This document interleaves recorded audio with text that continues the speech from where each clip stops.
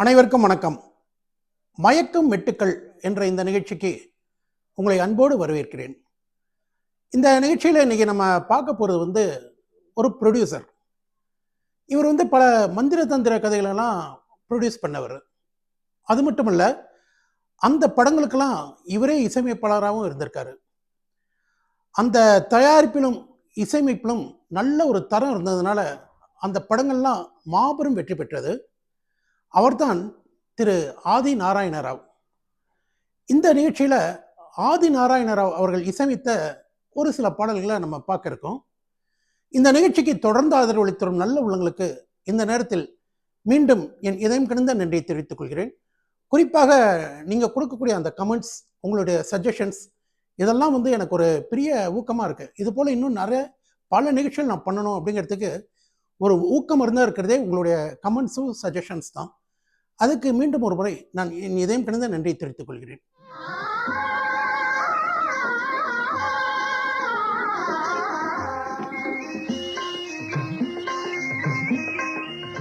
ஆதிநாராயண ராவ் 1917ஆம் ஆண்டு விஜயவாடாவில் பிறந்தவர். அவருடைய குடும்பமே நல்ல வசதியான குடும்பம். ஆதிநாராயண ராவுக்கு சின்ன வயசுலேயே மியூசிக்கில் ரொம்ப இன்ட்ரெஸ்ட் இருந்தது. அதுவும் இல்லாமல் அவர் நாடகங்கள்லாம் நடிச்சிட்டு இருந்தார். நாடகங்களில் ஆண் வேடம், பெண் வேடம், அப்படி பல வேடங்கள் போட்டு அவர் நடிச்சிட்டு இருந்தார். அந்த டைமில் young men's happy club of காக்கிநாடான்ட்டு ஒரு நாடகக்குழு செயல்பட்டு இருந்தது. அதில் ஒரு ஆக்டிவ் மெம்பராக ஆதிநாராயண ராவ் இருந்தார். ஆதிநாராயண ராவுக்கும் அஞ்சினி குமாரி குடும்பத்துக்கும் நல்ல பழக்கம் இருந்தது. ரெண்டு குடும்பங்களும் ஃபேமிலி ஃப்ரெண்ட்ஸாக இருந்தாங்க. அதனால் ஆதிநாராயண ராவ் மூலமாக அஞ்சினி குமாரி நாடகங்கள்லாம் நடிக்கணும் அப்படின்னு சொல்லிட்டு young men's happy club of காக்கிநாடாவில் ஜாயின் பண்ணி நாடகங்கள்லாம் நடிக்கிறாங்க. அஞ்சினி குமாரிங்கிறது வேறு யாரும் இல்லைங்க, நடிகை அஞ்சலி தேவி தான்.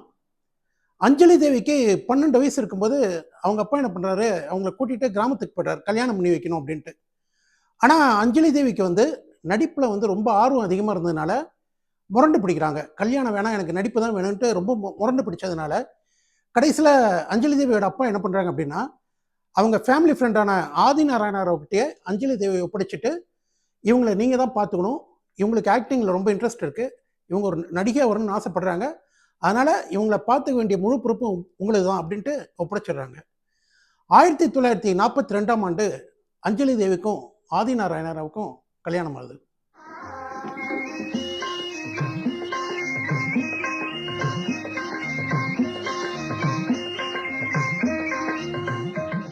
ஆயிரத்தி 1951ஆம் ஆண்டு நாகேஸ்வர ராவ் அஞ்சலி தேவி நடிக்க மாயிலா மாறி அப்படிங்கிற ஒரு தெலுங்கு படத்தை தயாரித்து இசையமைக்கிறார் ஆதிநாராயண ராவ். இந்த படம் தமிழ்லையும் டப் செய்யப்படுகிறது. தெலுங்கு, தமிழ் ரெண்டுலையுமே இந்த படம் மாபெரும் வெற்றி அடைகிறது.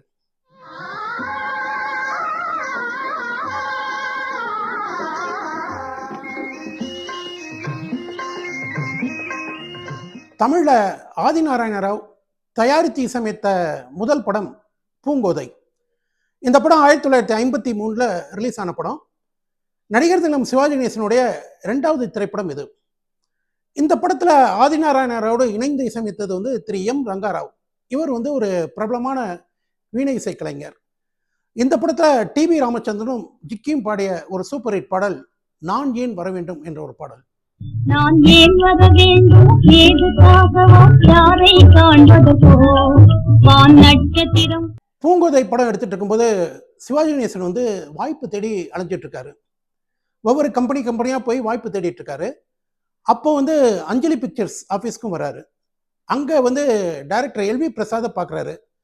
எல்வி பிரசாதுக்கு சிவாஜியை பார்த்தோன்னே ரொம்ப பிடிச்சிடுது. ஸோ அவர் என்ன பண்ணுறாருன்னா, அஞ்சலி தேவிகிட்ட ரெக்கமெண்ட் பண்ணுறாரு. ரெக்கமெண்ட் பண்ணோன்னே அஞ்சலி தேவி பார்த்துட்டு சிவாஜியை செலக்ட் பண்ணி ஒரு அருமையான ரோல் பூங்கோதை படத்தில் கொடுக்குறாங்க.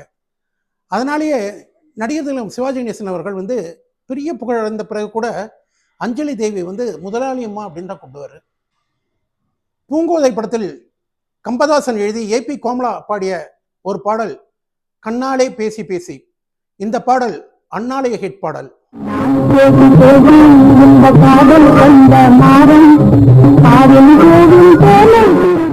பூங்கோதை படத்தில் ஆதிநாராயண ராவ் இசையில் எல்லா பாடல்களுமே ஹிட் பாடல்கள். இதுல ஜிக்கி ஒரு பாட்டு பாடியிருப்பாங்க, அழகான ரோஜா பூவே அறிவிக்கும் கதையை கேள்னு. இந்த பாட்டும் ஒரு சூப்பர் ஹிட் பாட்டு.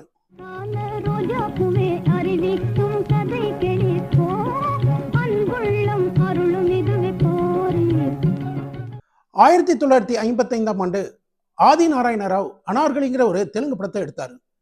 இந்த படம் வந்து தமிழ்ல டப் ஆனது. இதுல ஒரு டூயட் கண்டசாலாவும் ஜிக்கியும் பாடியிருப்பாங்க. கண்டசாலா அப்படியே பேஸ் வாய்ஸ்லேயே பாடிட்டு வருவாங்க.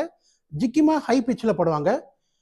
கனிந்த அள்ளியோடு நிலவின் ஒளி நீ அப்படிங்கிற இந்த பாடல் வந்து ஒரு சூப்பர் ஹிட் பாடல். கனிந்த அள்ளியோடு நிலவின் ஒளி நீ காதல் யுவராஜன்.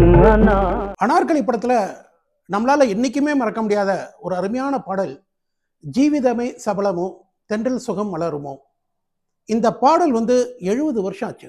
ஆனாலும் இந்த பாட்டுலாம் வந்து நம்ம மனசை விட்டு அகலலை. அவ்வளோ ஒரு இனிமையான பாடல். ஒரு காலத்துல சக்க போடு போட்ட பாடல் இந்த பாடல்.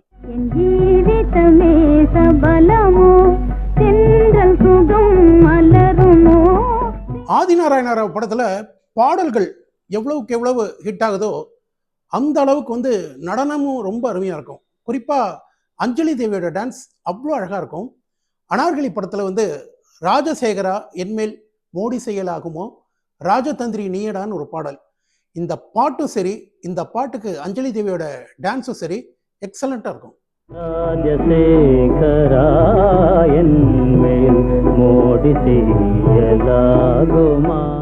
ஆதிநாராயண ராவ் மியூசிக் போட்ட படங்கள் வந்து மிக குறைவான படங்கள் தான். ஆனா அதுலயும் பல நல்ல பாடல்களை கொடுத்திருக்காரு. அதுல ஒரு சில பாடல்களை நம்ம இந்த பதிவில் பார்த்தோம். இதனுடைய தொடர்ச்சி நாளைய பதிவில். நன்றி, வணக்கம்.